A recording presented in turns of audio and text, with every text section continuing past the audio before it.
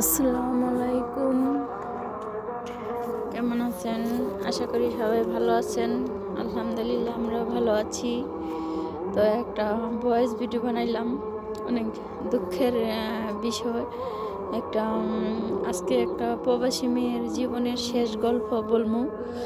তা প্রবাসী মেয়ের জীবনের শেষ গল্প যেরকম, আজকে আমি ফজরে নামাজ পড়ছি, সেহরি খায়া কোরআন শরীফ, সবাই ঘুমাইতেছে তো ছুটির দিন ঘুমাইব, তার জন্য আমি কোরআন শরীফ নিয়ে মানে নামাজের রুমে যাইতেছিলাম। তখন দেখি হঠাৎ করে একটা মেয়ে অনেক অসুস্থ হয়েছে। তারপরে অসুস্থ হয়েছে কি, মেয়েটার বড় কোনো রোগ নাই, এমনি ঠান্ডা কাশি হঠাৎ করে। তো ওই মেয়েটার হঠাৎ করে কাশি উঠতে কেমন জানি চোখ মুখ গোলায়া, মানে নিঃশ্বাস ফেলতে পারে না, কেমন জানি হয়ে গেছে, অসুস্থ, বুঝছেন। তারপরে মনে করেন ওরে দইরা মেডিকেলে নিয়ে যাইতে চাইছে, মনে করেন যে ঘরেই হয়তো বা অর্ধেকটা দম গেছে গা। তো মানে গাড়িতে নিতে নিতে মেডিকেলে নিয়ে নিয়ে মারা গেছে না রাস্তায় মারা গেছে বলতে পারি না। তো মনে করেন যে সেই মেয়েটা মারা গেছে।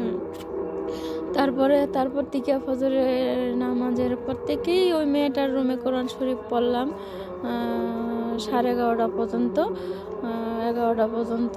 পরে মনে করেন যে মেয়েটার জন্য অনেক দোয়া কালাম পড়লাম। আর সবাই ওই মেয়েটার জন্য দোয়া করবেন। যেরকম ধরেন তার স্বামী আছে, সন্তান আছে, একটা ছেলে একটা মেয়ে, বাপ মা আছে, বাপ মা স্বামী অনেক কান্না করতেছে। তো মনে করেন যে সবাই ভিডিওটা আলহামদুলিল্লাহ বলবেন, দোয়া করবেন জানি মেয়েটা, দেখেন কি ভাগ্যটা কত ভালো। এক হয়েছে রোজার মাস, আর এক হয়েছে কালকে আমাদের এখানে নামাজ গেছে, সবাই কদরের নামাজ গেছে। তো মনে করেন নামাজের রাত্রের দিন মারা গেছে। তো সকালবেলা ফজরের নামাজের টাইমে সবাই দোয়া করবেন। আর দেখেন একটা প্রবাসী মেয়ের জীবন কি, তার ভবিষ্যৎ ছিল তার সন্তান, তার ভবিষ্যৎ ছিল তার বাপ মা, তার ভবিষ্যৎ ছিল তার ফ্যামিলি। কার জন্য কামাই করতো? সবার জন্যই কামাই করতো। আজকে সে কিছুই নিয়ে যেতে পারলো না, কিছুই নাই তার, না সে তার থাকবো শুধু কি জানেন, যার যার আমল আর ব্যবহার পরিচয় এগুলো। আর আপনারা সবাই সবার সাথে ভালো ব্যবহার করবেন, কেউ কাউরে কখনো কোনো মনে কষ্ট দিয়ে কথা বলবেন না। কারণ আমরা নামাজ কালাম যত কিছুই করি, কিন্তু মানুষের মনে যদি কাউরে কষ্ট দেই, তাহলে কিন্তু এটা কষ্ট কিন্তু থাইকা যায়। কারণ এটার হিসাব দিতে হইব আল্লাহর কাছে।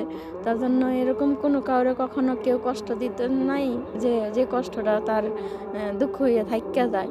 তো তারপরেও মানুষ, মেয়েটা অনেক ভালো ছিল, হাসি খুশি ছিল। মেয়েটা মারা যাওয়ার পরেও হাসি খুশি মুখটা। তো অনেক কষ্ট লাগছে, অনেক কান্না করছি।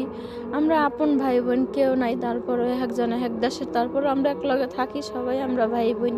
তো যাই হোক, মনে করেন যে আমি কখনো এরকম কাছে থেকে কখনো কারো মৃত্যু দেখি নাই। আর কারো মৃত্যুর মধ্যে এরকম করে কোরআন শরীফ পড়ে নেই। আলহামদুলিল্লাহ আমি অনেক কোরআন শরীফ পড়ছি, দোয়া করছি সবার, যত প্রবাসী ভাই বোন আছে তাদের সবার বাপ মার জন্য দোয়া করছি।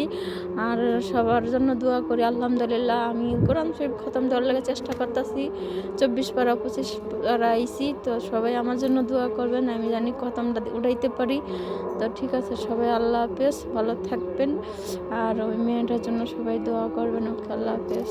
প্রবাসী মানুষের জীবন কত কষ্টের।